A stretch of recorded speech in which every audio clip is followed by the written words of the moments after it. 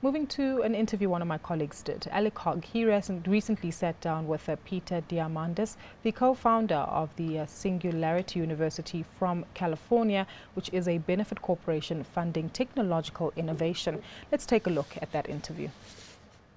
So I was fortunate enough to be part of a partnership program with Singularity University 2.5 years ago. And the content, what you get, completely changed how I thought about business and what business was about.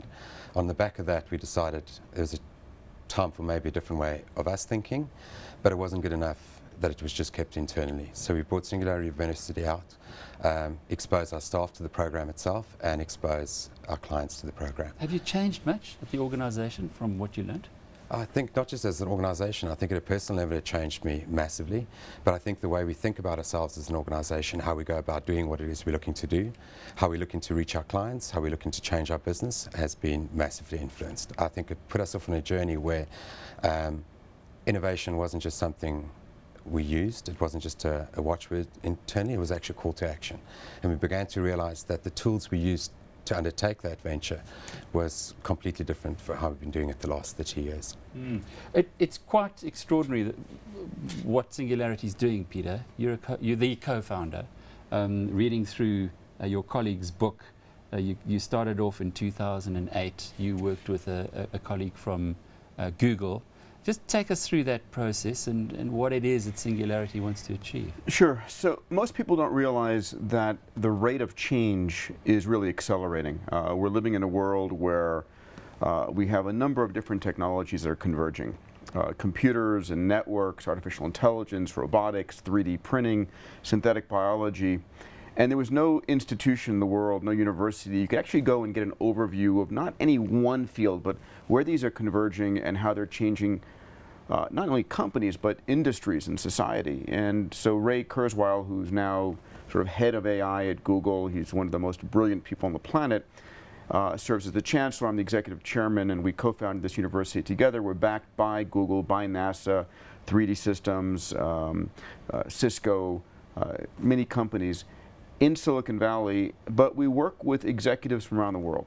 And we have people from the world coming to our programs, and we go out to them to really give them an understanding of the rate of change, what's in the lab today and coming to market in the next 2, 5, 10 years is going to change every aspect of our lives. Why Africa? Well, I think one of the things I'm most excited about is one of the most significant changes over the next 5 years is going to be that connecting the rest of the world. So in 2010, we had 1.8 billion people connected online. Today, it's about 2.8 billion people connected online. By 2020, in the next 5 years, it's going to go from about 2.8 to the rest of the world.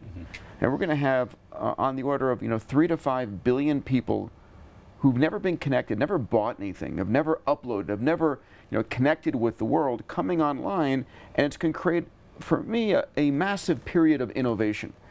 These 3 to 5 billion people aren't coming online like we did with a 9600 baud modem. They're coming online with access to the world's information on Google, 1 megabit connection.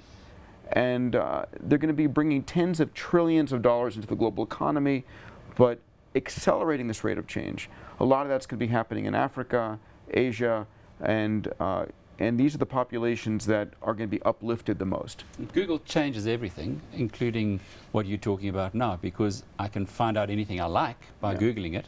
So what do you teach me? What are you going to teach Africans, and particularly over the next couple of days? Well, I think it's about understanding the power that the individual has today more than ever before. I like to say to our executives, our graduate students, if you want to become a billionaire, you can help 1 billion people. But the world's biggest problems are the world's biggest business opportunities. And that an individual today has in their hands the power that only governments and the largest corporations had. And so it's really changing the mindset. You can stop complaining about problems and actually take those problems into your own hands and start to solve them. And in doing that, create businesses. You're bringing the university to Johannesburg.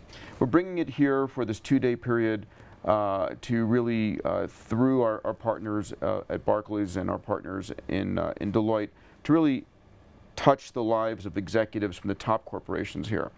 We're also going to be looking over the next year at finding what we call these exponential regional partners. We're in discussions with the top cities in South America, in Europe, in Asia, and I think through this work here, perhaps, Johannesburg might be the right place for us to have our hub here in Africa.